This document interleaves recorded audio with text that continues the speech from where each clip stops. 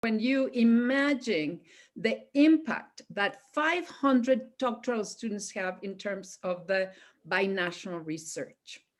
The program has supported many outstanding students in many different academic areas, starting with anthropology, following astronomy, botany and plant science, chemistry, computer engineering, economics, education, electrical engineering, epidemiology and biostatistics, genomics, history, mathematics, molecular biology, oceanography, pediatrics, plant pathology, political science, public health, and many more. Students come from many different home institutions in Mexico, from Baja California, Chihuahua, Sonora, San Luis Potosí, Chapingo, Guadalajara, Yucatán, Guanajuato, Puebla, Nuevo León, and of course, Mexico City. We also have postdocs who are part of this symposium that come from Sinaloa, Baja California, and Chiapas. Many of those doctoral students are now researchers, both in Mexico and the United States, and are developing the research that we need to solve so many challenges. There's so many challenges that we face in different fields of study. Normally, we would be holding an in-person symposium at the University of California, Riverside in our campus, bringing together doctoral fellows to the campus for one day. This year, because we are in a virtual format, we have been able to invite all of our current doctoral fellows from years 1 to 5. And so I am very excited to see that over 100 doctoral fellows registered for the symposium. We have also invited our current postdoctoral fellows. And we hope that, as soon as it's safe to do so, we can organize an in-person event. We know how important these connections are, for not only the purpose of having the students a setting where they can exchange viewpoints, but also to make connections that are relevant in their career in the future. For now, we did not want to lose the opportunity to bring together our fellows during this time to focus on issues that we know are of particular concern, but we hope that this will be the first of many such conversations. The program this year, you saw, is wonderful, as we have the presence of 2 true leaders of Mexico, both women, I must say. Esther Orozco, a leader in the field of science, and Consul General Liliana Ferrer, a friend of Alianza UC Mexus, and both of them as keynote speakers. Also, we have many professionals, alumni of UC Mexus Doctoral Fellowship, who will share the perspective with all of you of their career paths and the opportunities. Before closing these brief remarks, let me express my gratitude to CONACYT for its continued support of the program. Over the years, they have been a great partner, and I am very grateful for their continued support of this great endeavor. I also would like to express my gratitude to Wendy Moore, who is Associate Director of UC Mexus, and obviously to her team, Susana, Veronica, and Ana Karen, for all the work which made possible that we are here today. And I then pass on the mic to Eric Harsh, who's the Deputy Director for Bilateral Cooperation at CONACYT, and very grateful, Eric, for you for being here with us for this incredible program. On to you. Thank you very much, Isabel. Y yo, bueno, en honor a esta relación bilateral, bilingüe, pues voy a hacer mi discurso en español. Buenas tardes, es un gusto y un placer saludarlos a todos y todas, esperando que se encuentren con mucha salud en estos tiempos.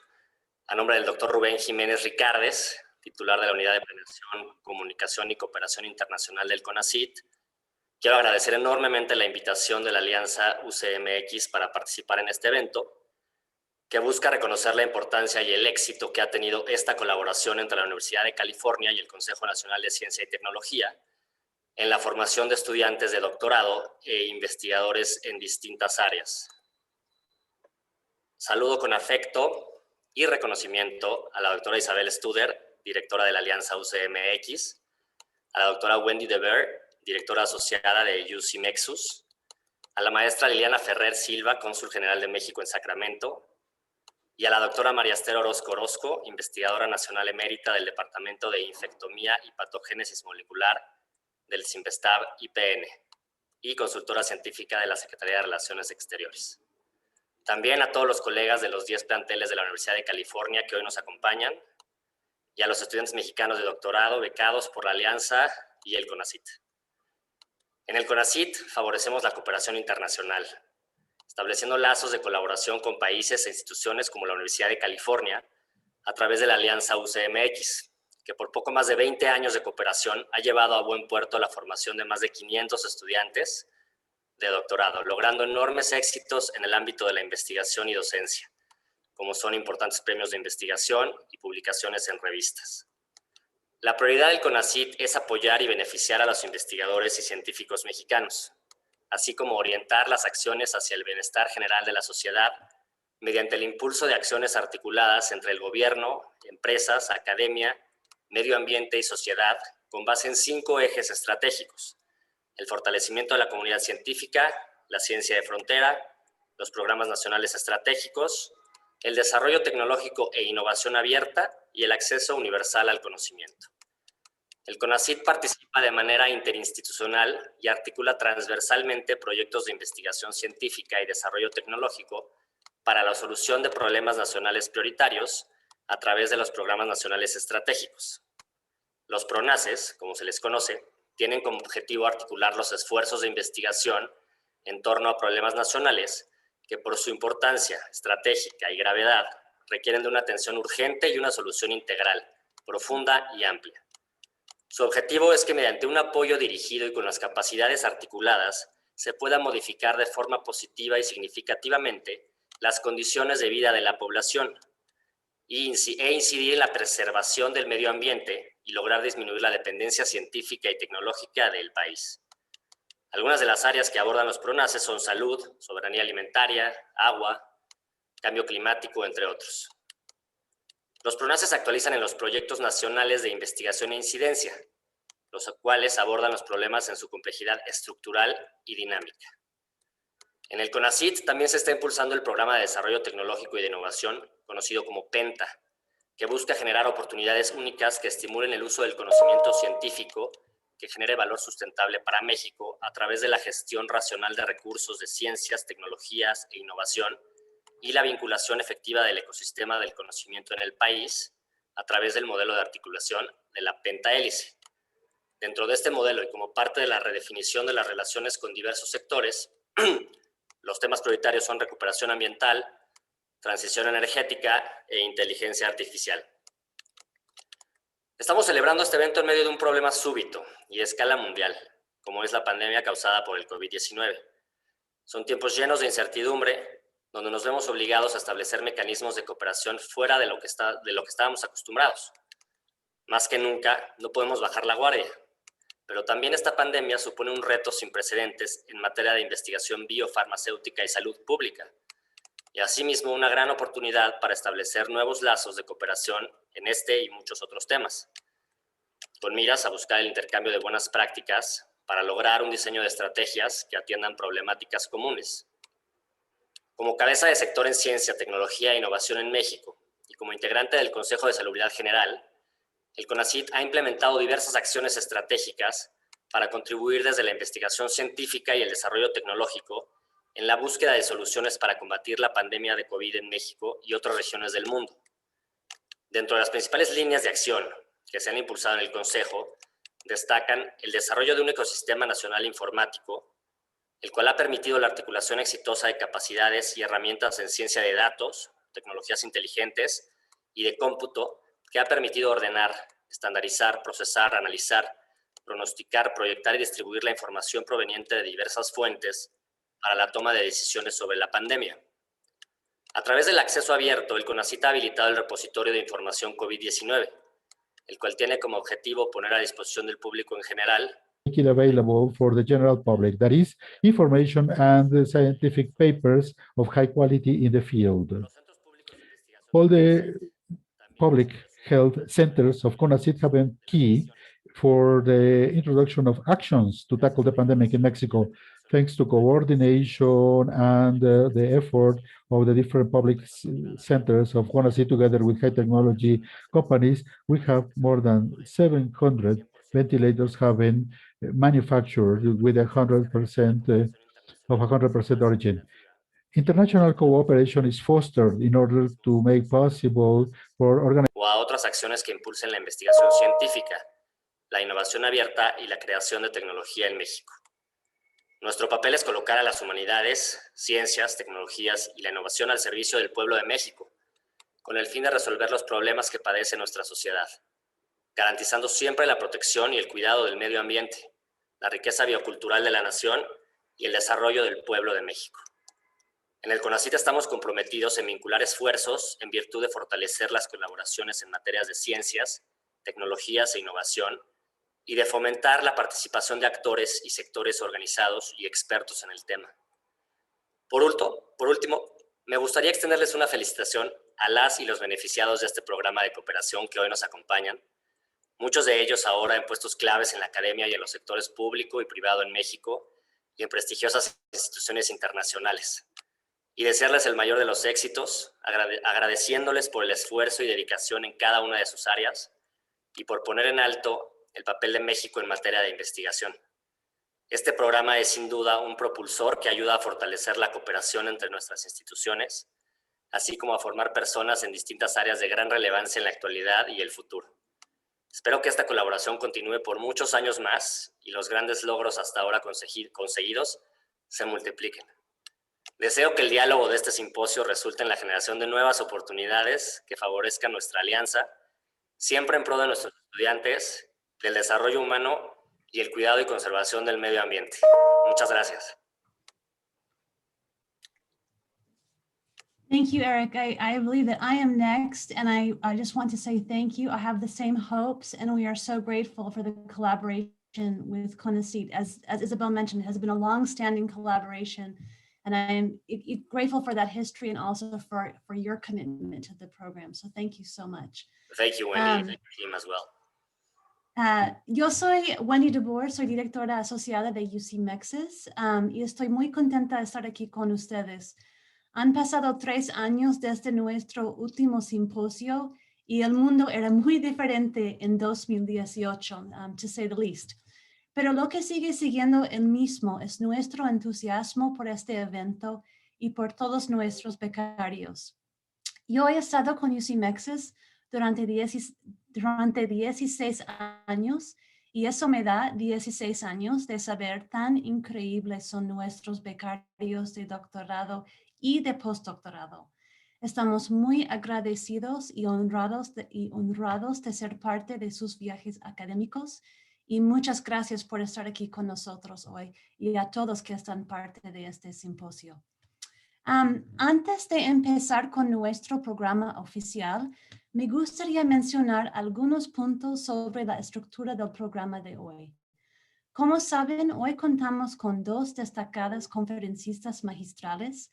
Cada oradora presentará su discurso y tendremos un tiempo inmediatamente después de sus presentaciones para preguntas y respuestas. Hay varias formas en las que se puede enviar preguntas para las oradoras. Tuvieron la oportunidad de enviar preguntas de antemano. También se puede enviar preguntas durante los discursos directamente a Susana Hidalgo a través de Zoom. Y se puede utilizar la función de chat general. Bueno, ahora es un gran honor y un placer presentarles a nuestra primera conferencista magistral. Como ustedes saben, vivimos en un momento en el que estamos viendo muy claramente las complejas relaciones entre los ámbitos social, político, médico y científico de nuestra vida individual y colectiva. y no puedo pensar en dos personas mejores para compartir con nosotros sus pensamientos y perspectivas sobre algunos de estos temas hoy. Yo sé que al presentarles a cada una de ellas no puedo hacer justicia a la totalidad de sus logros con el breve tiempo que tenemos. But I would like to try. Y por eso me gustaría destacar algunos de los logros más notables de la muy, muy destacada doctora Esther Orozco. La doctora Esther Orozco es investigadora nacional emérita en el Departamento de Infectómica y Patogénesis Molecular en CINVESTAV y consultora científica de la Secretaría de Relaciones Exteriores. Recibió su licenciatura en Química de la Universidad Autónoma de Chihuahua y su maestría y doctorado en Biología Celular del CINVESTAV. Su trabajo de ella se centra en el estudio de genes y proteínas implicados en la virulencia de los parásitos. Recibió la Medalla Pasteur de la UNESCO en 1997 por investigación destacada que tiene un impacto-beneficio en la salud humana y al avance del conocimiento científico. También ella recibió el premio L'Oréal UNESCO a la mujer en ciencia en 2006 por su descubrimiento de los mecanismos y el control de las infecciones por amibas en los trópicos. Ella se desempeñó como rectora de la Universidad Autónoma de la Ciudad de México. También ha sido profesora visitante en el Instituto de Ciencias Weizmann en Israel y en Harvard University. El título de su discurso hoy es México y los jóvenes ante las pandemias. And the young. Un placer dar la bienvenida a doctora Esther Orozco. Please join me in welcoming her today. Y creo que usted está en mute.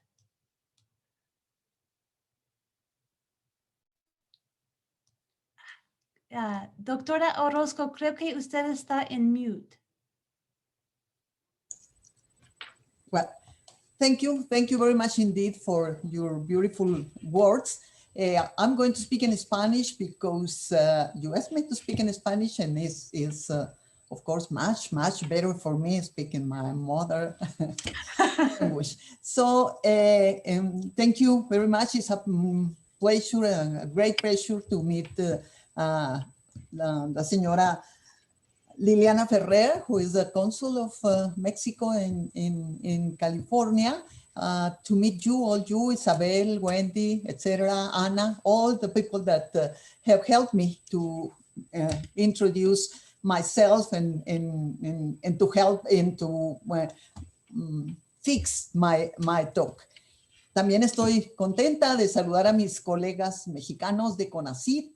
Qué bueno que están aquí. Nada desearía yo más que poder hacer un grupo grande junto con ustedes en CONACYT para hacer programas más fuertes en beneficio de la salud de los mexicanos, que ha sido mi interés fundamental. Y mi interés también ha sido la formación de investigadores y por tanto felicito, saludo, congratulo esta iniciativa de la Universidad de California de invitarnos a los mexicanos y seguramente también a algunos científicos destacados del extranjero y personas relevantes para compartir nuestros puntos de vista.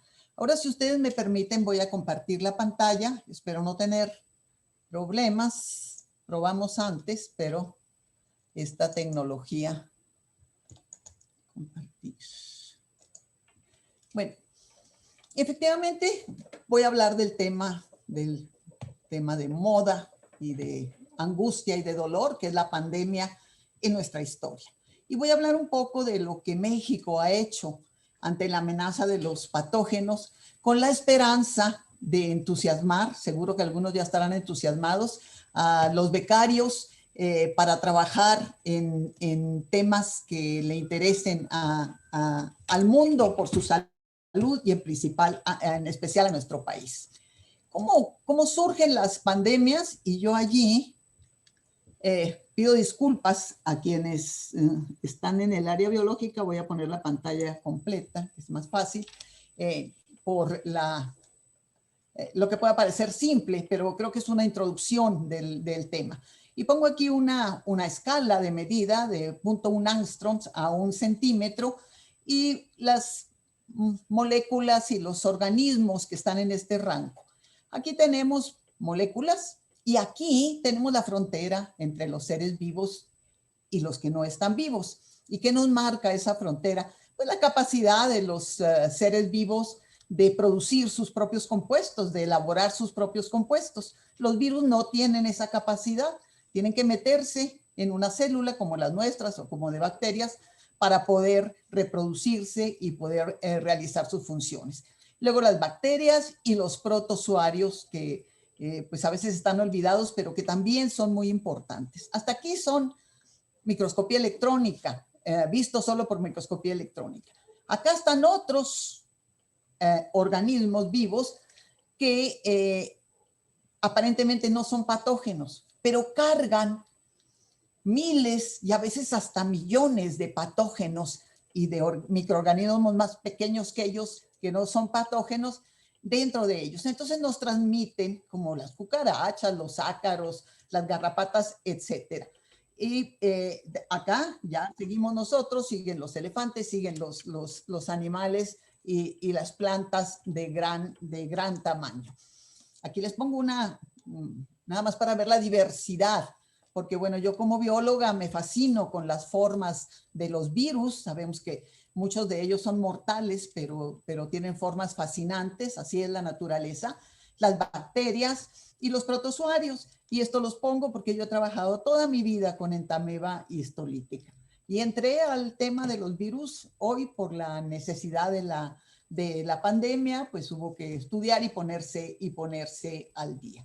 Bueno, entre ellos hay, lo repito, patógenos y no patógenos. Y muchos de ellos viven en nosotros. Dicen los que saben del tema que nosotros tenemos billones de células formando nuestro cuerpo y otros tantos billones de bichos que nos habitan y que son parte de nosotros.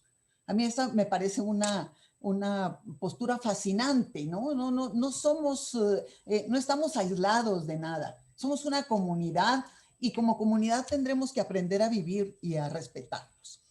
Pero ¿cómo empezaron las infecciones de estos pequeños a los humanos? Bueno, ya lo sabemos, somos caminantes. Los humanos somos marchantes, siempre estamos moviéndonos y buscando.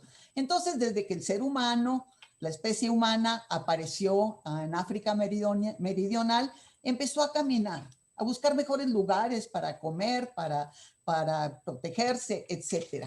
Y en esta caminata, pues llegó, ya lo sabemos, a Europa, a Asia, a Oceanía, y por allá hace 15,000 años, que no es exacta la fecha, llegó a nuestra América.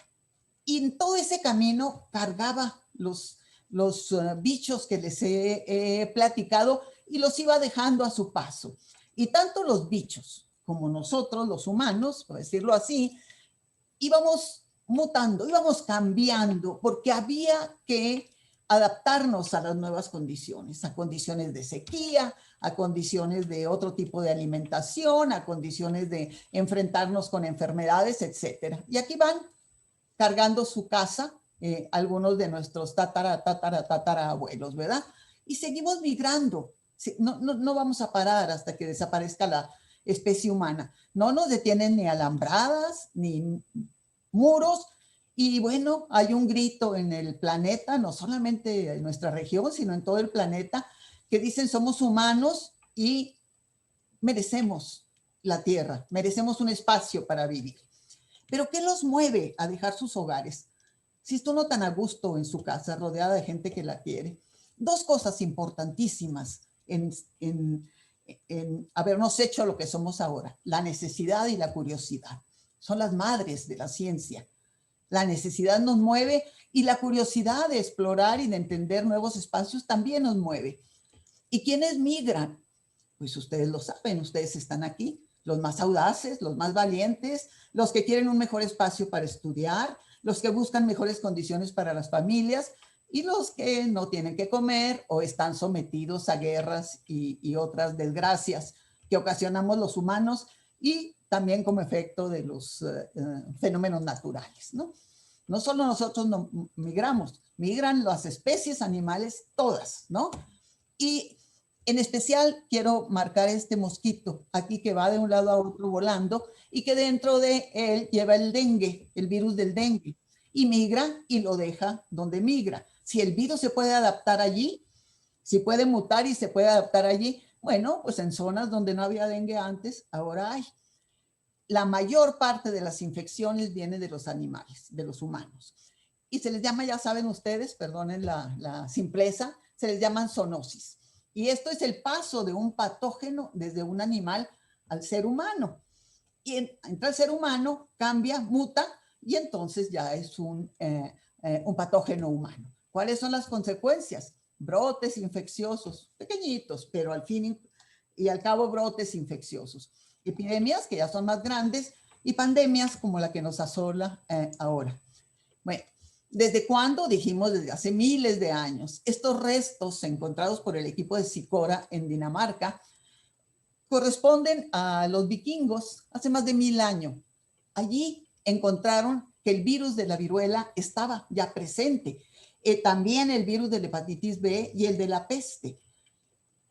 Esta peste y este virus de la hepatitis B vienen desde la edad de bronce, 2200 años antes de Cristo. Ya devastaban las poblaciones y siempre cargando, moviéndose y moviendo los patógenos, ¿no? Y bueno, este es un mapa que salió hace varios años en Nature, pero que sigue siendo válido. Las bolitas azules son las enfermedades las reemergentes, las que creímos que ya habíamos derrotado, como la tuberculosis, y surge la resistencia a drogas del bacilo que provoca la tuberculosis y sigue la tuberculosis dando que hacer a los humanos. La malaria, lo mismo. Aquí está el SARS, aquí está el SARS, que surgió en China, se parece al de la familia de los coronavirus, pero no es el coronavirus, y entonces están en todas partes. Y miren, me llama mucho la atención que aquí en la costa este de los Estados Unidos, la región más rica del planeta, haya también tantas enfermedades emergentes y reemergentes. Seguramente se debe a la migración. Pero, como decía alguien ahorita hace unos minutos con mucha razón, y como se dice mucho en las empresas, y como se debiera decir en el mundo, y así se hace, las enfermedades infecciosas son inspiración de obras de arte y hacen avanzar la ciencia y la tecnología. Pero además han modelado la historia humana. Les pongo aquí unos ejemplos. La peste inspiró a Boccaccio a escribir el Decamerón. En aquel entonces, en el siglo XIV, pues la gente caía de la mañana sana y en la noche muerta debido a esta bacteria que está aquí esquematizada, que infecta a la pulga pica a la rata, allí se reproduce, mata a la rata y la bacteria se extiende y mató a muchísima gente en Europa, y hay una serie de pandemias de la peste bubónica, la peste negra, y entonces Boccaccio escribió su hermosísimo libro, el Decamerón, en donde 10 jóvenes, 5 niñas y 5 niños, se juntan a contar historias. Cada una tiene que contar una, se van de la ciudad para que no les dé la peste. Y entonces son 10 niñas, son 10 días, son 100 historias que se juntan en el Decamerón. Y la peste también inspiró a Albert Camus, que nació en 1947 y obtuvo el premio Nobel en el 57, porque seguía la peste matando a la gente. Y en cuanto al modelaje de la historia, pues hay muchos ejemplos, solo pongo la conquista del Imperio Azteca por los españoles, efectivamente, pero la viruela fue su mejor aliado, porque nosotros, los mesoamericanos, no habíamos visto al virus, entonces no teníamos con qué defendernos. Entonces la viruela arrasó con poblaciones enteras. Se dice que aproximadamente 15 o 20 millones de mesoamericanos murieron por viruela durante la conquista. Bueno, ¿y cómo hemos respondido? ya lo saben, disculpen la obviedad con este público de tan alto nivel, ciencia y tecnología, buscando moléculas en las plantas, diseñándolas químicamente, aislándolas de donde podemos, haciendo vacunas y haciendo antibióticos. Siempre hemos tenido una respuesta para defendernos de los patógenos. Y aquí está, Alexander Fleming más bien, descubrió la penicilina, le dieron premio Nobel en 1945 también, y entonces gracias a eso ya no hay tantas personas, digo, algunas infecciones, vamos a cambiar la expresión, algunas personas o muchas personas se salvan de morir por enfermedades infecciosas. Todavía las enfermedades infecciosas siguen siendo, arrasan. En las guerras hay una gráfica que muestra las guerras que ha tenido Estados Unidos y los soldados que ingresan al hospital. Entonces es increíble, pero ingresan más por enfermedades infecciosas, por las propias heridas y por otras cosas, que por las heridas de guerra.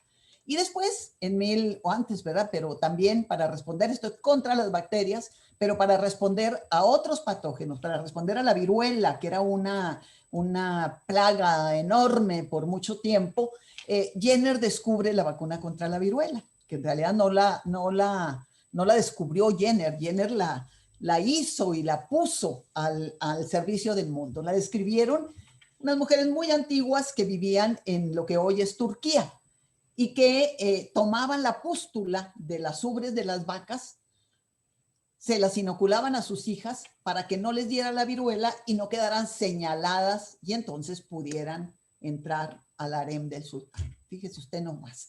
Pero bueno, por suerte en 1980 la Organización Mundial de la Salud declaró al mundo libre de viruela. No tenemos tiempo de hacer un repaso de las vacunas, pero las vacunas han salvado más vidas en el mundo que nada, ¿no? Bueno, pero los problemas surgen, esa es la vida es problemas, solucionas uno y viene otro. Las mutaciones, los cambios de los microorganismos, y aquí voy a poner este ejemplo porque la influenza también fue una pesadilla.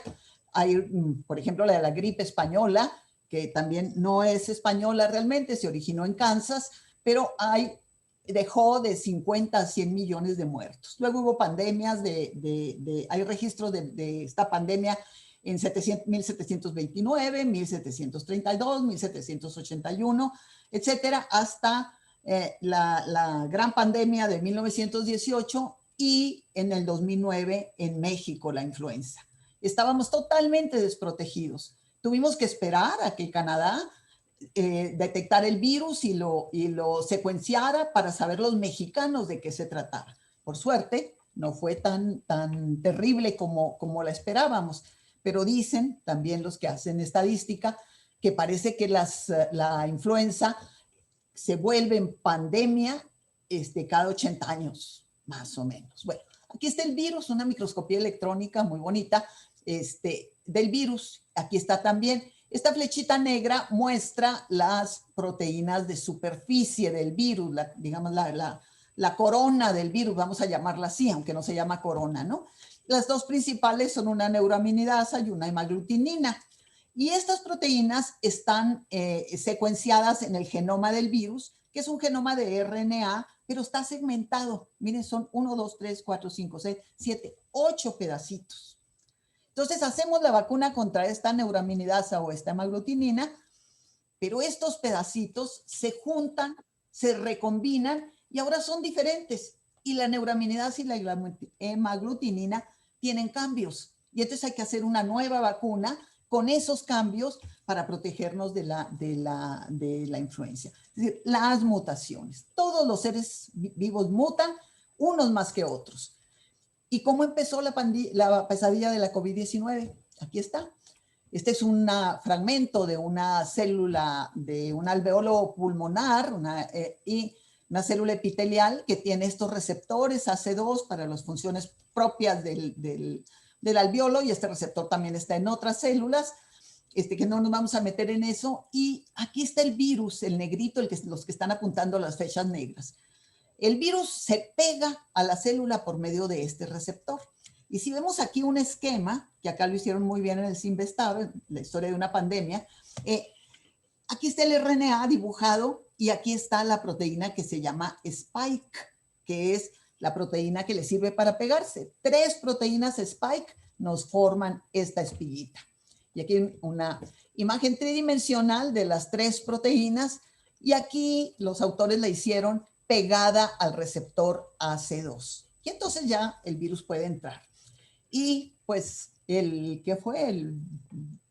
Ya se me olvidó la fecha, en marzo, pues el 11 de marzo me parece, la Organización Mundial de la Salud declaró pandemia a la COVID-19 producida por este virus. Empezó en Wuhan, China, como saben ustedes, un paciente grave y se vio que se trataba de un coronavirus, pero no era el SARS-CoV-1 que se conoce, perdón. Ni era tampoco el MERS, que es otro coronavirus que causó una epidemia en 2012. Era uno nuevo, el SARS-CoV-2, pero todos traspasados por animales o contagiados por los animales. Ahora, hasta esta gráfica que fue en febrero, a finales de febrero, este virus ha producido 2.500.000 muertos y los mexicanos hemos contribuido hasta ayer con casi 188.000. Y bueno, en las infecciones hay 113 millones de personas infectadas por el mundo. Entonces es algo en el que el mundo está poniendo cuidado porque pues tenemos que resolver este problema. No desesperanzarnos, no asustarnos, sino buscar salidas, buscar la característica de nosotros es buscar salidas, buscar respuestas a todo, ¿no? Y aquí está el invasor mortal, también es de Nature esta gráfica. ¿Qué hace? Aquí está la proteína de la que hablábamos, no les dije, pero la proteína cuando se juntan las 3, aquí está, y hacen pues ¿cómo decimos? Un epítopo, un grupo de aminoácidos que se pega al receptor del cual ya hablamos, al AC2, esta es nuestra célula, la gris es nuestra célula epitelial, el esquema, y luego 2 proteínas nuestras ayudan al virus porque rompen la cabecita de la spike. Y entonces al romperlo el virus se pega a la membrana de nuestras células, como son lípidos, se fusiona con ella, entra el mensajero, el genoma, entra el genoma, el RNA del virus, y como decíamos, ahora sí el virus va a poder vivir, porque se apropia de la maquinaria nuestra para producir proteínas, pasa por los ribosomas, el RNA, y los ribosomas pues hacen la traducción a las proteínas del virus que se ensamblan y producen otro virus y sale el virus y a infectar más células y dependiendo del estado de nuestro organismo, pues acabar con él, ¿no? Y de aquí se hacen las proteínas. Ahora están las proteínas de ácidos nucleicos que antes no se hacían, las vacunas de ácidos nucleicos que antes no se hacían, como la de Pfizer y la de Moderna. Están también las vacunas basadas en las proteínas, casi todas en la Spike. Hay vacunas que usan al virus, pero al virus atenuado, el virus que no puede hacer daño, o usan otro virus o usan un vector bacteriano. Entonces, este es el cuento. Entonces, quiero ponerles, ya sé que ustedes lo saben, pero quiero ponerles, para que vean lo complicado, 10 años, 12 años tardó la vacuna del papilomavirus en hacerse. Y aquí la hicimos, hablo de la humanidad, en menos de un año. ¿Qué tenemos que hacer? Identificar al patógeno, identificar las moléculas de virulencia, probar su actividad en células en cultivo, pura ciencia básica, ¿ya? Eso es de laboratorio. Después probar su actividad en animales, ver que no son tóxicas, que son eficaces, que producen anticuerpos, etcétera. Luego lo que se llama la fase 1, cuando todo esto está listo, un pequeño grupo de personas y confirmar que la dosis, que hay seguridad en la vacuna, que la dosis es la buena y que hay respuesta inmune. La fase 2, más personas, ¿ya? Para estar seguros de que la vacuna no hace daño. La 3, hay que probarla en miles de personas. Luego hay que hacer públicos los datos. La ciencia, los científicos quieren saber de los datos y cumplir con los procesos regulatorios. Un camino largo, a veces tedioso y a veces infructuoso. Llegas al final y no, la vacuna no funcionó. Así es la ciencia y así avanzamos. No es un avance lineal, vamos en espiral y a veces hay que retroceder. Aquí está cómo se hacen las vacunas. Aquí está el virus, decimos las vacunas que van en virus, este podría ser un adenovirus. Y entonces el adenovirus entra, también tiene receptores, entra a la célula y la célula nuestra hace, toma el gen del coronavirus y tenemos el mensajero. Podemos aislar el mensajero, como hace Pfizer y como hace Moderna, y entonces envolverlos en una capa de lípidos, también fusionarlos con la célula, y entonces este mensajero va a pasar por los ribosomas y nos va a hacer la proteína spike. Y entonces la célula infectada lo pone a vistas del aparato inmunológico, del sistema inmunológico nuestro, y llegan las células presentadoras de antígenos que se llaman, los dejan ver, llaman, por decirlo de alguna manera, a las células ayudadoras, a las células T, que van a guardar la memoria de este antígeno para cuando lo vuelvan a ver, reaccionen y nos protejan. Y entonces vienen también los linfocitos B, que son capaces de hacer anticuerpos, y los anticuerpos con una compleja con acción de otro número de células, inactivan el virus. Entonces, como pueden ver ustedes, si cada paso está controlado, las vacunas son totalmente seguras. Ahora, ¿cómo afecta el COVID a los jóvenes o la COVID a los jóvenes? Bueno, habían dicho a los jóvenes no les da. Sí les da. Aquí está esta gráfica, muy reciente, por edades, menos de 29, 30, 39, hasta más de 80. Y miren, esta es la curva de mortalidad, ¿sí? De fatalidad. De acuerdo a las edades, desde luego, a partir de los, ¿qué dijéramos? Pues de los 40 ya hay peligro de fatalidad, pero también aquí hay peligro. Hay jóvenes que han muerto, hay estadísticas que dicen que hay jóvenes que han muerto, pero no solamente eso. Con la pandemia se ha exacerbado la desigualdad y ha mermado la capacidad productiva de los jóvenes. Esta es una encuesta que hizo la Organización Internacional del Trabajo. Estos datos son de ahí. El 70% de los jóvenes que estudian y compaginan sus estudios con trabajo se han visto afectados, y el 65% de jóvenes de países de altos ingresos pudieron asistir a clases por videoconferencia, pero solo el 18% de jóvenes de bajos ingresos pudo hacerlo, porque no hay manera, ¿no? La mitad de los jóvenes opina que la conclusión de sus estudios se verá retrasada, el 9% señala que la tiene que abandonar definitivamente, y 1 de cada 6 jóvenes ha tenido que dejar de trabajar. Y lo más importante, el 50% de los jóvenes es susceptible de padecer ansiedad o depresión. Y nosotros, los adultos, nosotros, los profesores, ¿qué podemos hacer para ayudarlos a que no caigan en la depresión?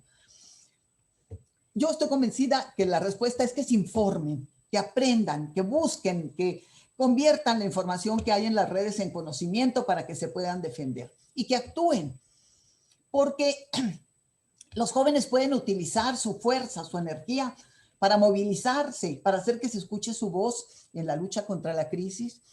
Y esta misma encuesta reporta que 1 de cada 4 jóvenes realizó algún tipo de trabajo voluntario durante la pandemia. O sea, la pandemia también ha sacado lo mejor de nosotros, ¿no?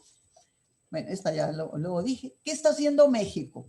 Bueno, México, el gobierno mexicano, tomó 2 líneas, 2 estrategias. Por un lado, hacerse de las vacunas elaboradas en otros países, en los países que ya tienen las plataformas y que tienen empresas y equipos de investigación muy poderosos. Pero decidió también trabajar para resolver por sí mismo este reto. México no puede ya estar esperanzado a que las respuestas le vengan de Europa y de Estados Unidos. Tiene que hacer su propio esfuerzo. Y entonces se hicieron alianzas en el extranjero para obtener la vacuna. La Secretaría de Relaciones Exteriores estuvo muy activa con todos estos países, Estados Unidos, Alemania, Inglaterra, etcétera, las distintas vacunas que tienen, hizo contratos con ellos. Y a la fecha tenemos 198.37 dosis contratadas que alcanzan para 116 millones de mexicanos aproximadamente. Entonces, por ahí nos estamos cubiertos. Y por el otro lado, hicimos un consorcio de científicos innovadores en vacunas en México, a instancias del canciller Marcelo Ebrard, y entonces localizamos, no lo pensamos, creímos que no iba a haber nada porque los laboratorios estaban cerrados. Localizamos 6 proyectos para hacer vacunas. Uno que lo está haciendo el Tecnológico Monterrey con la Universidad Autónoma de Baja California, usando nanoplásmidos. Otro que está en el Instituto de Biotecnología de la UNAM, con Laura Palomares a la cabeza y Tonatiu Ramírez, con epítopes, con pedacitos de proteínas virales recombinantes. Otro de la Universidad Autónoma de Querétaro, que es una proteína multiepitópica. Otro de Avimex, fue el primero que localizamos, Avimex, lo contactamos, lo vimos. Al principio no se animaban mucho porque ellos es una empresa, y ellos hacen vacunas para pollos y cerdos, pero finalmente les pareció la idea muy buena y ahora van bastante adelantados. Hay otro en el Simvestab, con el receptor de la proteína, y otro con minipéptidos de la misma proteína, con la doctora Laclet y la doctora Chuto y el doctor Laclet en el Instituto de Investigaciones Biomédicas de la UNAM. Hay 6 proyectos de diagnóstico, no se los voy a detallar porque no tiene sentido, y hay 6 proyectos de aplicaciones terapéuticas. Hay otros 2 que no menciono aquí. Aquí les muestro un ejemplo de diagnóstico, un kit para detectar rápidamente el COVID. Toma la muestra de saliva, purifica el RNA viral, hace la detección molecular por RT-PCR y envía los resultados al celular. Entonces, estamos trabajando. Que no vamos a llegar primero, ¿no? Pues ya no llegamos primero. Pero en México, pues hay una canción muy popular que dice, no hay que llegar primero, pero hay que saber llegar. Entonces, es lo que estamos intentando hacer, porque las pandemias no es la última, no se va a acabar. Vienen otras y los países tienen que estar preparados. Los países ricos, se ha visto, no tienen todavía la capacidad para hacer vacunas para 7.500 millones de habitantes de la Tierra. Entonces, tenemos nosotros, los mexicanos también, que ponernos al frente de nuestros problemas. Y en conclusión, pero no haberme pasado mucho de tiempo, tenemos la capacidad humana tecnológica competente y con competencia, con capacidad para a nivel mundial enfrentar los retos de salud que presenten los nuevos patógenos. Tenemos excelentes científicos, excelentes grupos de trabajo reconocidos en todo el mundo, colaborando con grupos en Estados Unidos, en Alemania, Inglaterra, etcétera, y haciendo un excelente papel. ¿Pero qué necesitamos? Necesitamos a los jóvenes, a ustedes que nos están escuchando, que tienen ideas nuevas y tienen capacidad de esparcir semillas de esperanza con su fuerza, con su vigor, para que todo mundo entre a resolver este problema de acuerdo a sus posibilidades y a sus capacidades. También necesitamos una política de Estado que privilegie el uso de la ciencia y la tecnología para resolver los problemas nacionales y que promueva la unidad de todas las secretarías, instituciones que puedan empujar los proyectos para hacer vacunas y dejar una plataforma que proteja al país. Y una alianza firme y bien planificada entre la academia, la empresa, el gobierno y la sociedad. Y yo pues vuelvo a agradecer la oportunidad de platicar con ustedes y de compartirles estas ideas, unas mías, otras obtenidas de los colegas. Muchísimas gracias. Muchísimas gracias a usted. Esta presentación ha sido fascinante y aprecio especialmente que it plants the seeds of hope, o siembra algunas semillas de esperanza que tanto necesitamos. We desperately need them. Creo que tenemos 5 minutos para preguntas y hemos recibido varias que voy a presentar.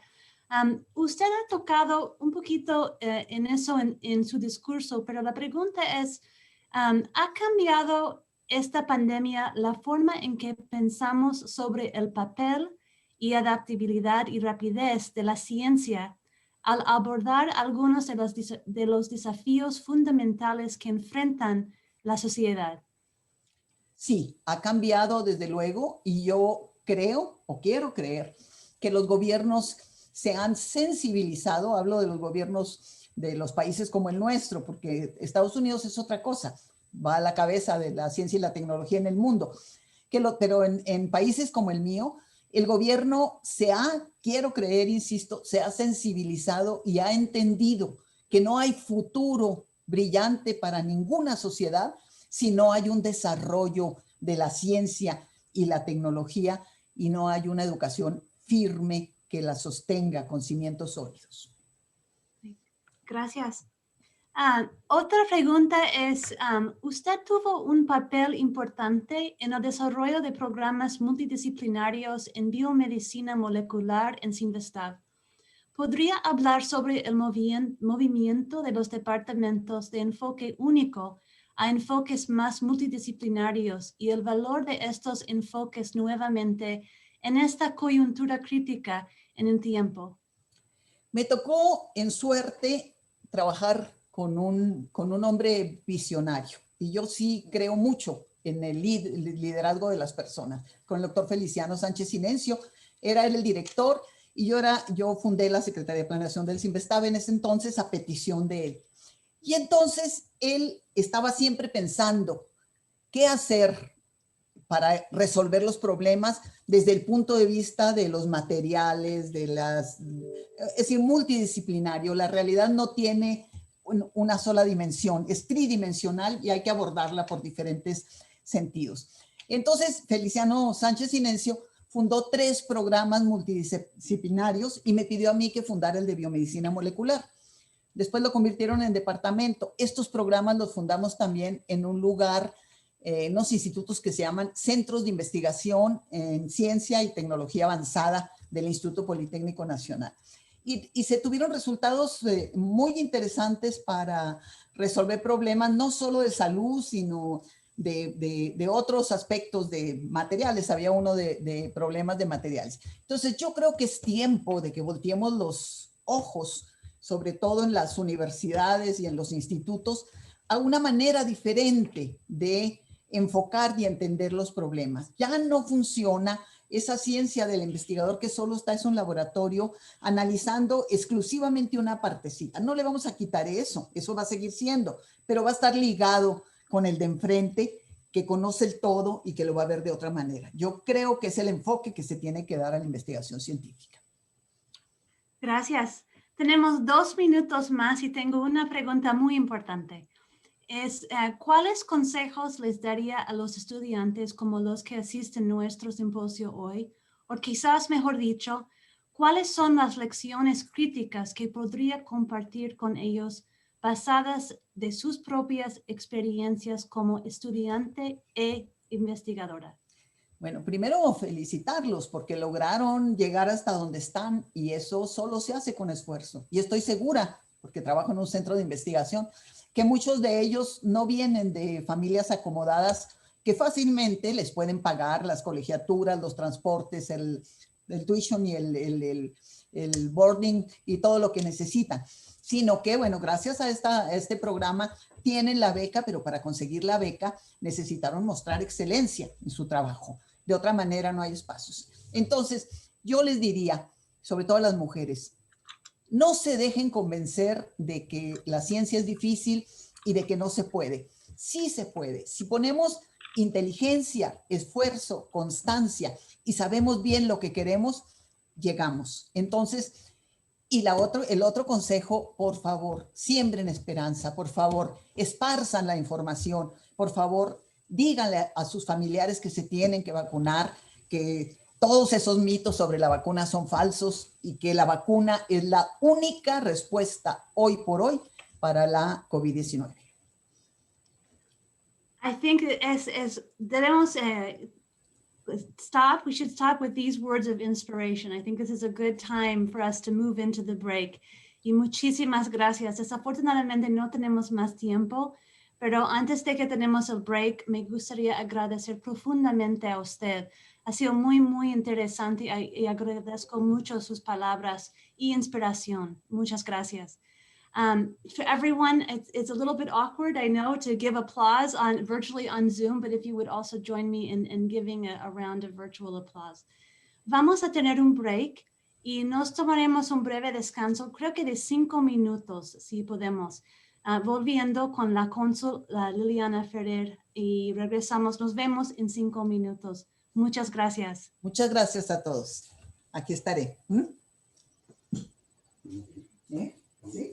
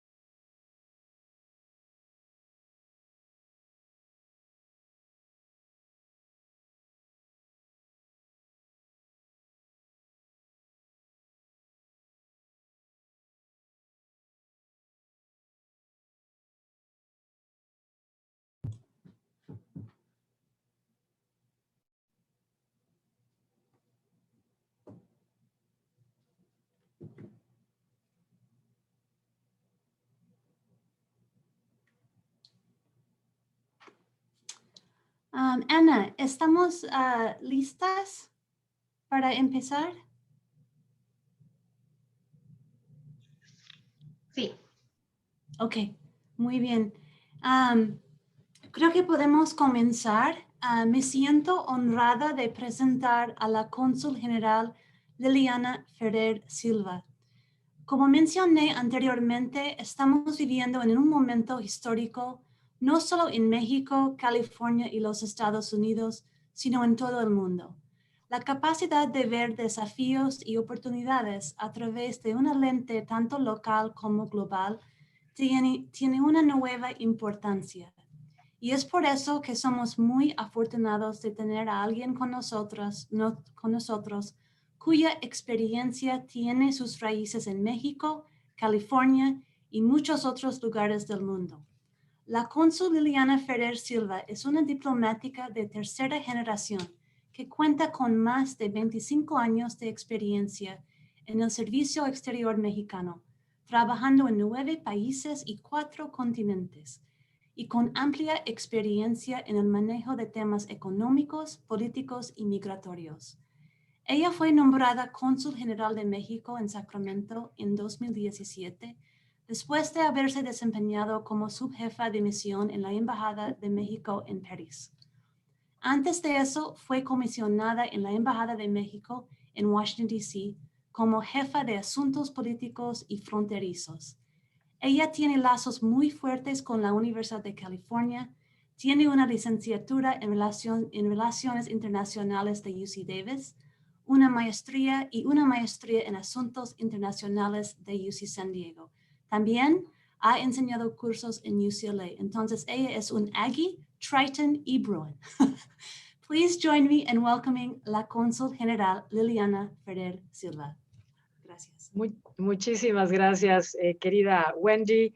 Y bueno, empezar por agradecer a la doctora Isabel Studer por su finísima invitación a participar en este 6º simposio para estudiantes de doctorado UC Maxes CONACYT. Obviamente es un gran privilegio estar con la doctora María Esther Orozco, investigadora nacional emérita, y también con los colegas de CONACYT, pero sobre todo acompañar a tantos becarios mexicanos de doctorado, el ejemplo más claro de la colaboración educativa e intercambio académico existente entre México y California. Y dicha colaboración es gracias al trabajo conjunto que se realiza con el Gobierno de México a través de la Secretaría de Relaciones Exteriores y las representaciones de México en California, así como de las universidades e instituciones académicas mexicanas y estadounidenses bajo el marco de alianza UC Mexus y obviamente CONACYT, como ya se mencionó. Así que un verdadero honor acompañarlos. Veo que algunos de mis colegas nos acompañan, Marcela Celorio, la cónsul de México en Los Ángeles, Remedios Gómez Arnao, también por ahí vi que se conectó afortunadamente, nuestra cónsul general de México en San Francisco, el colega también Guillermo Reyes, cónsul adscrito en San Francisco, y bueno, un honor estar con ustedes. Yo quisiera concentrarme en compartirles mis últimas experiencias, perdón, ¿qué es la diplomacia de México desde un consulado general como el que represento aquí en Sacramento? Y quiero empezar comentándoles primero que California, hablarles un poco de California. California ha brillado por sí mismo como un estado de la Unión Americana durante, sobre todo estos últimos 4 años de la administración pasada del presidente Trump, por la solidaridad extraordinaria que ha tenido con nuestro país. Ha defendido en mucha medida los derechos de nuestros connacionales y en un momentito más les voy a dar ejemplos muy específicos. En un momento en el que Estados Unidos se encuentra muy polarizado, California ha hecho más que cualquier otro estado de la Unión Americana para promover, para apoyar, para proteger a los inmigrantes independientemente de su estatus migratorio. Y aquí destaco que la mayoría de ellos obviamente son mexicanos, como todos sabemos. El Estado ha invertido en ellos a través de becas, financiamiento, no préstamos, en educación superior. Ha sido sumamente inclusivo, ha sido de mente abierta y de manera más reciente ha también otorgado recursos, financiamiento, apoyo para ayudar a trabajadores indocumentados que ahora los considera y los clasifica como trabajadores esenciales por la labor tan importante que vienen haciendo, trayendo comida a nuestras mesas todos los días durante la pandemia del coronavirus. Entonces, con esto quiero darles de manera muy breve un recuento de la importancia de la relación México-California. Tenemos una relación privilegiada, obviamente que nos ayuda nuestra proximidad geográfica, pero también nos ayuda, y aquí tiene que ver el papel que ustedes juegan y que jugarán a futuro en el tema de diplomacia ciudadana. Tenemos obviamente la frontera más activa de todo el mundo, con una infraestructura muy moderna, afortunadamente, como se ve en San Diego. México es el destino de exportaciones más importantes de California, con un total de alrededor de 16% de las exportaciones globales del estado que tienen como destino México. Esto en 2019 contabilizamos las exportaciones. Durante la pandemia vemos que no hubo una gran reducción y que aún seguimos siendo el destino principal, superando por mucho las exportaciones, por ejemplo, que tiene California a China y Japón juntos. Hemos tenido un incremento en más de 70% en las exportaciones de California de 2002 a la fecha, sumando un total de alrededor de 75,000 millones de dólares y alrededor de 600,000 empleos que dependen de esta relación comercial. Y obviamente compartimos una serie de cadenas de valor global en exportaciones, importaciones. California es uno de los inversionistas principales en nuestro país, con 11,000 millones de dólares invertidos en la última década. Y al mismo tiempo, México también tiene una presencia muy importante en el estado, con alrededor de 500 empresas multinacionales mexicanas, aquí como Bimbo, Cemex, que tienen una presencia en California, también habiendo invertido de manera muy importante y que son responsables de alrededor de 13,000 empleos o más. Ello sin dejar atrás, obviamente, todos los lazos sociales, las relaciones que nos unen históricamente a México y a California. El 30% de los mexicanos que viven en Estados Unidos, que ya son 37 millones, la mayoría de hispanos, la mayoría de ellos mexicanos, 30% viven en California y hoy representan también 30% de la fuerza laboral en el estado y contribuimos con un producto regional bruto muy importante también. La mayoría de ellos, quiero destacar, resaltar, que hoy son ciudadanos estadounidenses o residentes permanentes.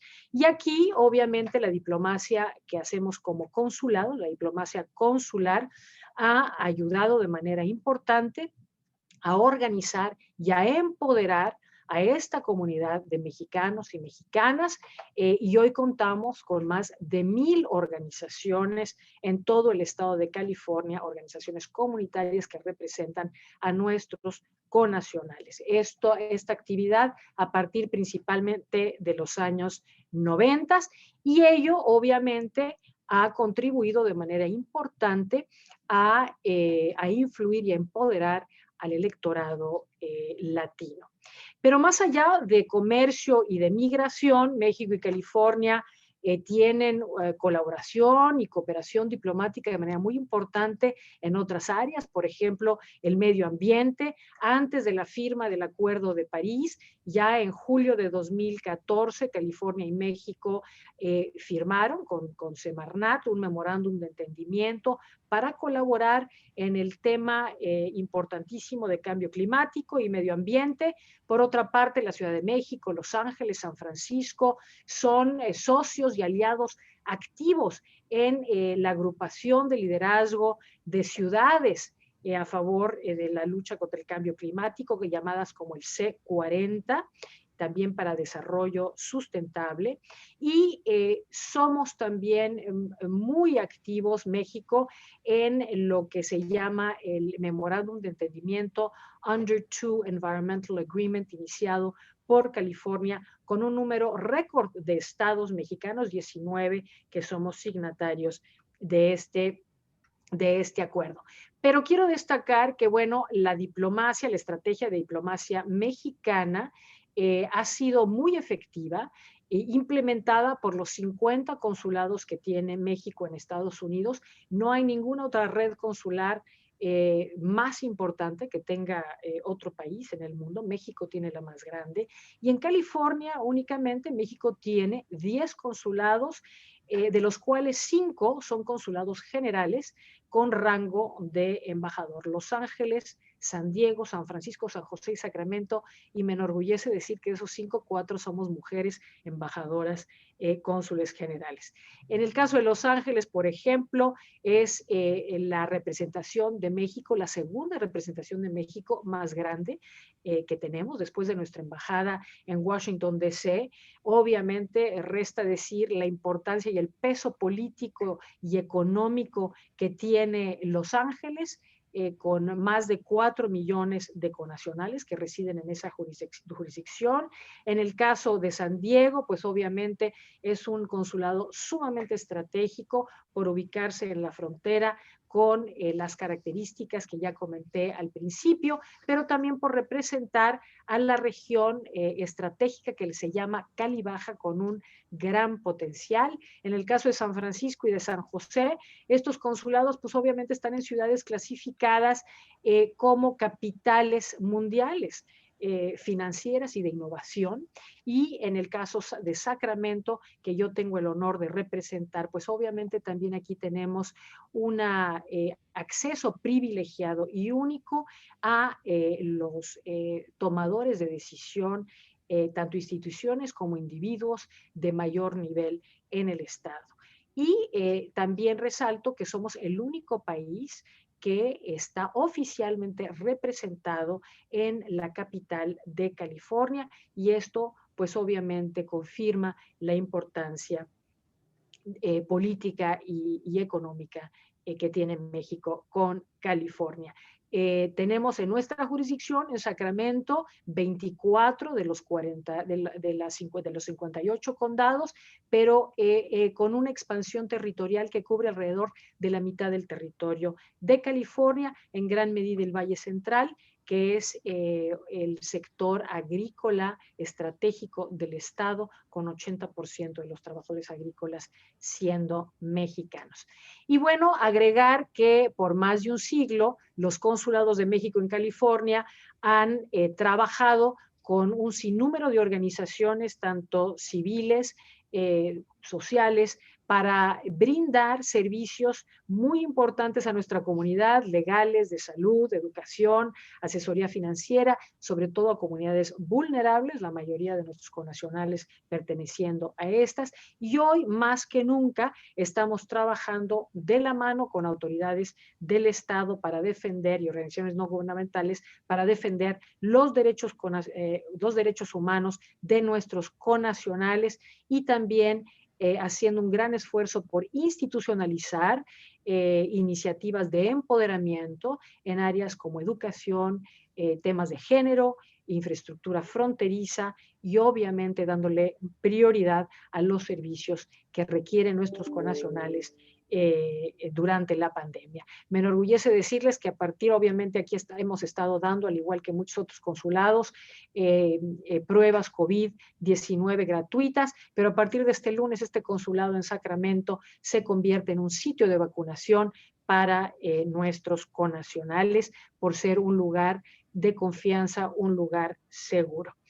Quiero resaltar que durante la era Trump, sin duda alguna jugaron un papel de liderazgo muy especial el ejecutivo, el legislativo y el judicial de California, grandes aliados de este consulado y de nuestro país. El tema del papel que han jugado los gobernadores también vale la pena resaltarlo. El gobernador Jerry Brown actuó de una manera muy solidaria y en un momentito más daré un poquito más de información, al igual que el hoy día gobernador Gavin Newsom. Desde el enero de 2019, cuando tomó posesión, inmediatamente anunció que las relaciones con México serían de la más alta prioridad. Retiró a la Guardia Nacional de la Frontera con una orden ejecutiva, creó una nueva oficina de asuntos internacionales y desarrollo comercial, liderada por su vicegobernadora, Eleni Kounalakis, y dentro de este comité o agencia o comité interagencial, el tema México ha salido a relucir de manera muy frecuente e importante, abordando temas estratégicos como agricultura, energía y medio ambiente. La vicegobernadora tenía una relación muy cercana con México, muy activa, ha visitado la frontera de manera muy frecuente, obviamente ahora con la pandemia las reuniones son virtuales, ha estado en contacto frecuente con varios miembros de gabinete, en particular la Secretaría de Relaciones Exteriores, y aquí también la Red Consular Mexicana en California ha estado muy activa promoviendo aquellos temas prioritarios de nuestro país y de la agenda de política exterior. En octubre de 2019 hizo una visita a México, la vicegobernadora, se firmaron memorándums de entendimiento en varios temas, energía, salud, temas laborales, migración, agricultura, etcétera. Y ahora en el 2021 esperamos firmar un acuerdo también de colaboración entre CaliPA y Semarnat, otro sobre colaboración en el tema de emergencia, respuesta a emergencias con el California Office of Emergency Services, y otro más muy pronto, esperemos que lo vamos a anunciar el próximo 8 de marzo también, un memorándum de entendimiento de empoderamiento a las mujeres latinas mexicanas aquí en California, entre las oficinas del gobernador y la Secretaría de Relaciones Exteriores. Y bueno, el gobernador Newsom anunció 3 prioridades dentro de su agenda con México. La primera es que quisiera tener una mayor presencia reabriendo las oficinas de comercio y a lo mejor empezar por lo que ellos llaman un trade desk, no tanto una oficina, y aquí Alianza y la Casa California en México juegan un papel muy importante porque ofrecieron en 2019 espacios de oficina, entonces un papel estratégico que estaría jugando Alianza. Nombraron a un representante, Carlos Valderrama, pero su gestión terminó en diciembre del 2020, entonces se encuentra vacante esa posición en este momento. La segunda prioridad, reactivar la Comisión de las Californias. Como ustedes saben, esta comisión se reactiva, dejó de operar algunos años y la misión de esta comisión es promover la cooperación entre las 3 Californias. Y tercero y último, la prioridad del gobernador Newsom es promover la colaboración entre México y California para el saneamiento de las aguas del río Tijuana y Río Nuevo. Y bueno, estas tres prioridades no han dejado de tener sus retos. No ha habido presupuesto en la legislatura californiana que haya podido ser aprobado, entonces eso se está trabajando. Por otra parte, estamos en vísperas de las elecciones en junio de 2021 en los estados de Baja California y Baja California Sur. Entonces, tanto la Comisión de las Californias como el saneamiento del río Tijuana no ha prosperado con la velocidad que hubiéramos deseado, pero lo estamos trabajando. Quiero ahora irme al tema de la importancia de los latinos en California y cómo estos se han convertido en una fuerza política importantísima. Aquí resaltarles que, bueno, el mismo día que el presidente Trump fue electo, California celebraba la elección de una supermayoría demócrata en ambas cámaras, la Cámara Alta y Cámara Baja. Esto también resultó en la elección de un número récord de funcionarios latinos representando a California tanto en la legislatura y ahí se convirtieron en una fuerza política importantísimo, pero como todos sabemos, esta fuerza política no sucedió de la noche a la mañana, esto se ha venido trabajando durante muchas décadas. California tiene un largo historial y esta postura de gran solidaridad, de ser liberal, de ser progresista, no ha sido de toda la vida. Conocemos bien la discriminación y el racismo que ha existido en este país y en California, inclusive, por ejemplo, en la comunidad china en los años 1860, de la comunidad japonesa durante la Segunda Guerra Mundial y de nuestra comunidad en los años 90, en 94, con el gobernador Wilson y su famosa ley proposición 187, también conocida como Save Our State Initiative, con la cual, pues obviamente, se ponía en claro que cualquiera que fuera sospechado de ser indocumentado, pues no debería de recibir beneficios, educación, hospitales, etcétera. Y obviamente esto fue aprobado, pero eventualmente se echó para atrás, sobre todo por el tema educativo, que era anticonstitucional.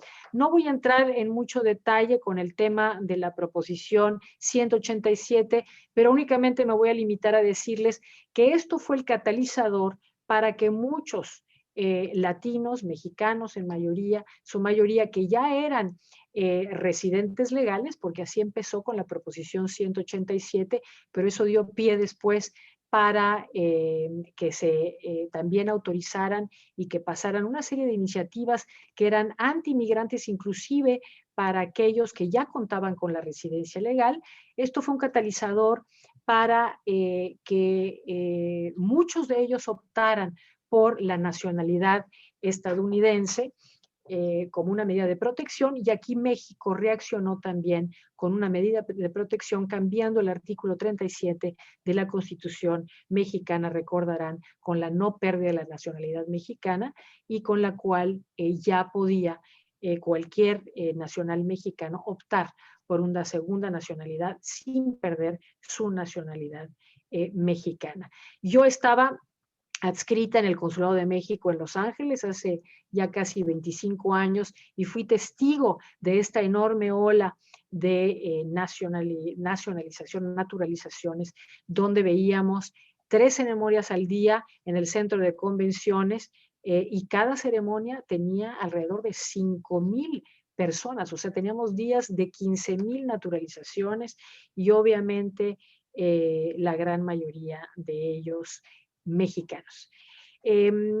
Hoy California tiene el caucus latino más numeroso de cualquier estado, 29 miembros, alrededor de 90% de estos miembros son mexicanos y muchos de ellos ahora sí que de primera generación contando con un grado universitario de primera generación, obviamente representando ahora a su grupo demográfico en el Congreso, y quienes muchos también experimentaron o fueron víctimas de la proposición 187. Entonces, como lo dijo Javier Becerra cuando el gobernador Brown lo invita a ser procurador general del Estado, esto del racismo y de la xenofobia, él lo toma como algo personal. También coincide en 2016 que Kevin de León y Anthony Rendón son electos como el senador, el presidente pro tempore del Senado, el primero, y el segundo como el presidente de la Asamblea. Ya mencioné que también se invita a Javier Becerra como el primer procurador general latino en la historia del estado de California, y tenemos también a un secretario de Estado, Alex Padilla, que hoy es el primer senador a nivel federal por California, que es un latino, todos de descendencia mexicana.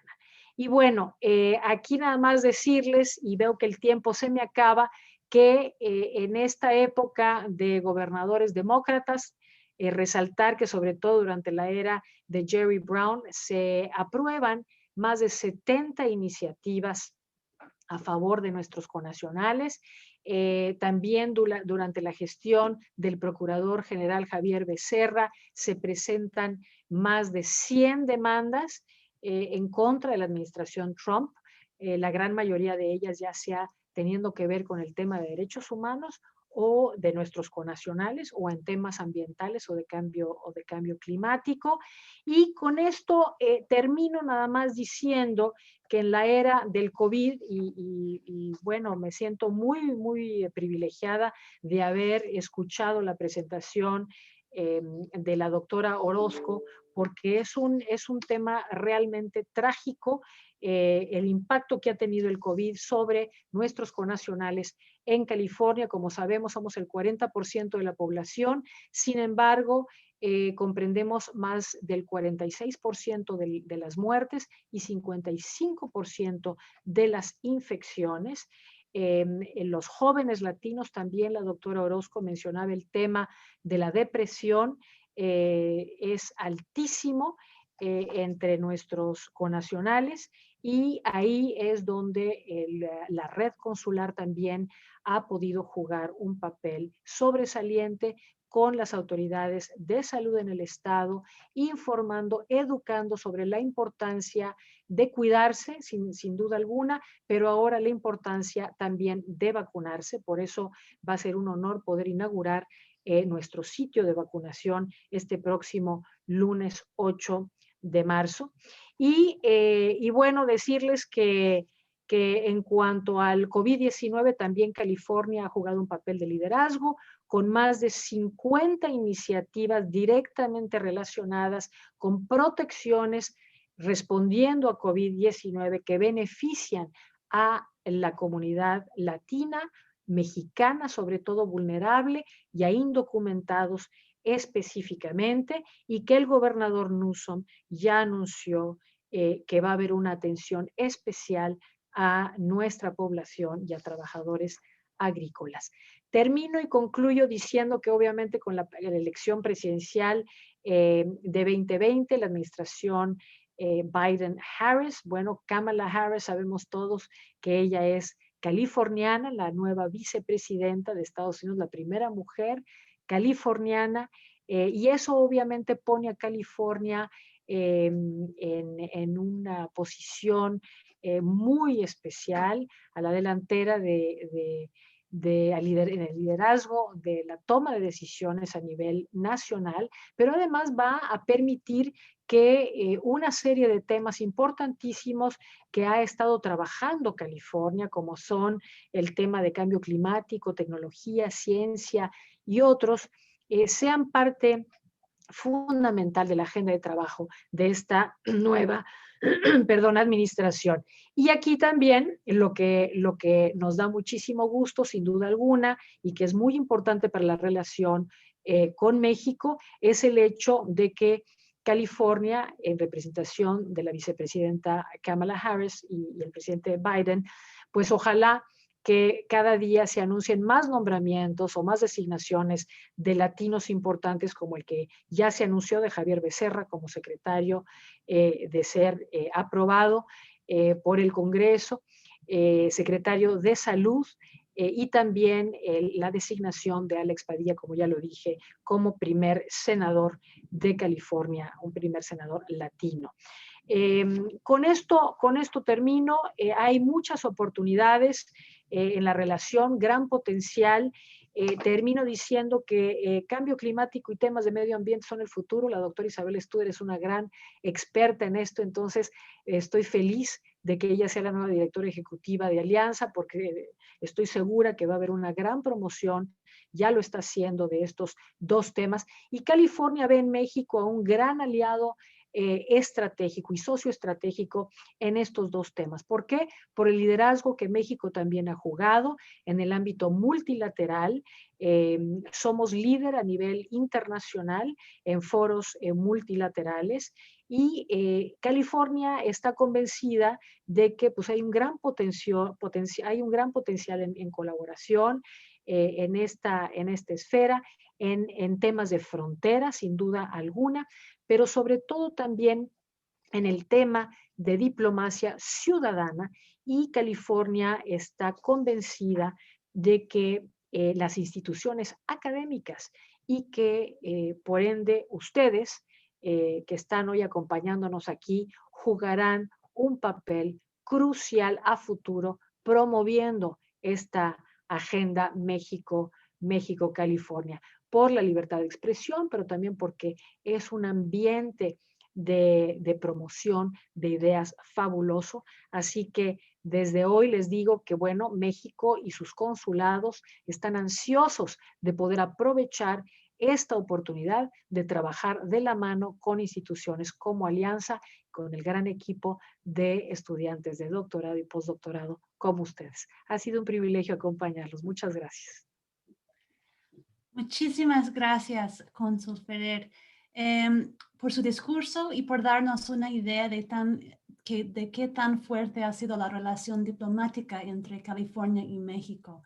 Tenemos tiempo para unas preguntas que hemos recibido. ¿Podría hablarnos de cómo sus experiencias internacionales han ayudado a informar a su liderazgo y cómo ve el papel de la diplomacia en este momento histórico?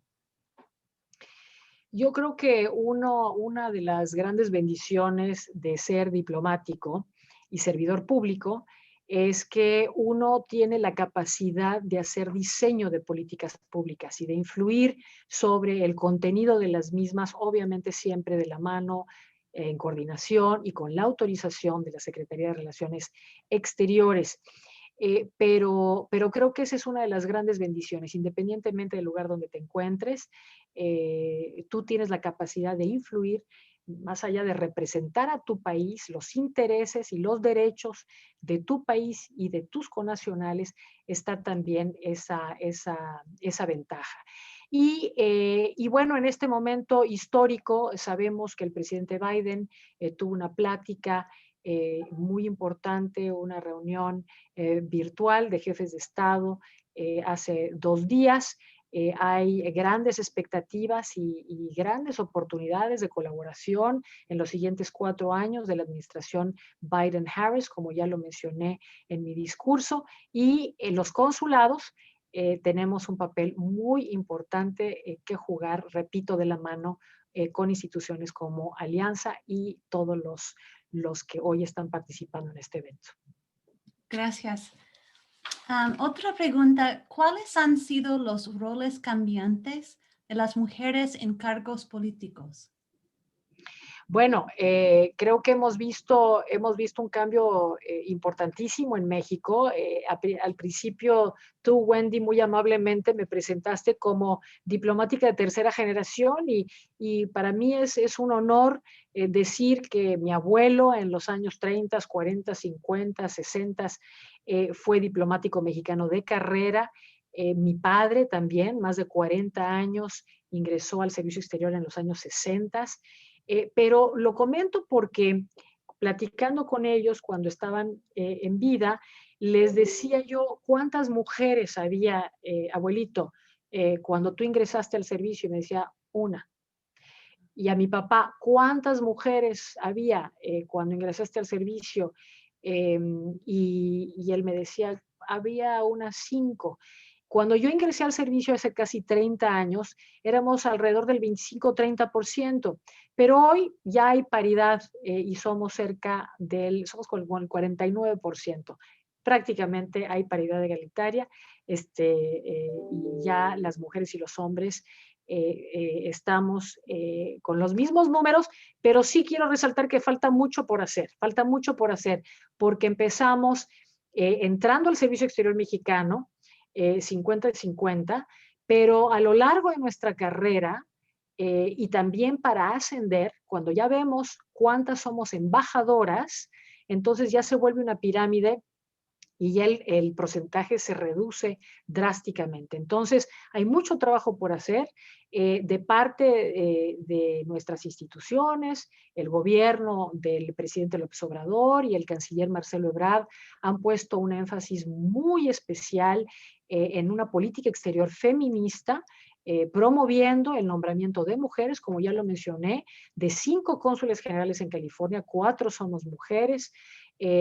Nombró el presidente López Obrador a la primera mujer embajadora en la historia de nuestra política exterior en Washington, Marta Bárcena, y hoy hay muchas mujeres en embajadas importantes de México en el mundo, pero también necesitamos el apoyo de nuestros grandes aliados y socios estratégicos, los hombres que son nuestras parejas, en el caso mío, que también son un apoyo fundamental en nuestras carreras.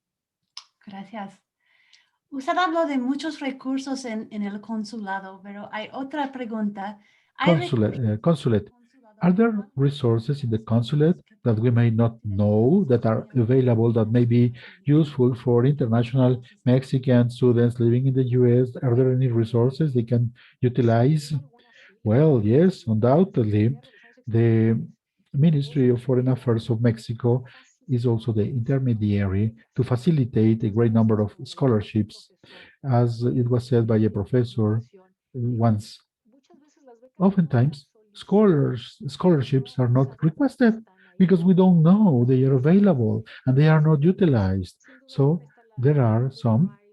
We have Fulbright program and some others, but also I graduated from the University of California, UC Davis, and also I see Joanna, who was studying in the same also university. Yo sé, yo gocé de muchas becas, que si hay becas para mujeres, que si hay becas si eres mexicana, que si hay becas para ir a hacer investigación de parte de Tinker Foundation, por ejemplo. Entonces, de UC Mexis. Or UC Mexis support as well. So we have to be informed. We have to look for the information, touch base with your own university, but also exteriores, porque también están las becas de la OEA, por ejemplo, que pudieran ustedes beneficiarse de las mismas, y para eso tenemos a la MEXID también y una dirección general específicamente encargada de cooperación educativa y cultural que los lleve de la mano y que los ayude. Y los consulados con muchísimo gusto podemos facilitarles la información que ustedes requieran en ese sentido. Gracias. La última pregunta, vamos a cerrar con la misma pregunta que pregunté a la doctora Orozco. ¿Cuáles son las lecciones críticas que podría compartir con los estudiantes basadas de sus propias experiencias como estudiante en la UC? Bueno, 2 cosas. Uno, decirles que las herramientas que se me brindaron, educativas y entrenamiento educativo que se me brindaron en los 2 campus de Universidad de California donde yo estudié, han formado parte esencial de mi quehacer en todos sentidos y de mi vida profesional, pero también mi vida personal. Es una gran institución, Tenemos mucha suerte de poder ser estudiantes, en su momento yo, ustedes hoy, en una institución académica de tal prestigio a nivel no nada más estatal, obviamente, sino nacional e internacional. Pero habiendo dicho eso, la lección de hoy es que los estudiantes han sido unas de las poblaciones más impactadas por el COVID-19. La doctora Orozco ya lo comentó, yo también lo mencioné, en cuanto a los retos que el COVID ha presentado para ellos, que han sido muchos, el aislamiento, el no poder continuar con los estudios de manera presencial, y eso ha impactado a muchos estudiantes. Yo tengo 2 hijos en edad universitaria y lo estoy viviendo de manera muy directa.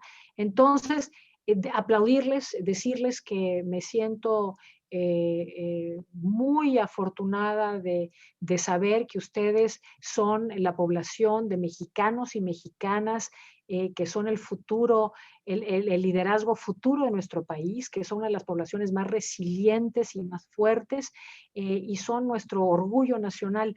Un privilegio verdaderamente estar aquí. Esto de la pandemia ya estamos viendo la luz al final del túnel. Vacunémonos y seamos muy positivos, muy optimistas, sigamos cuidándonos.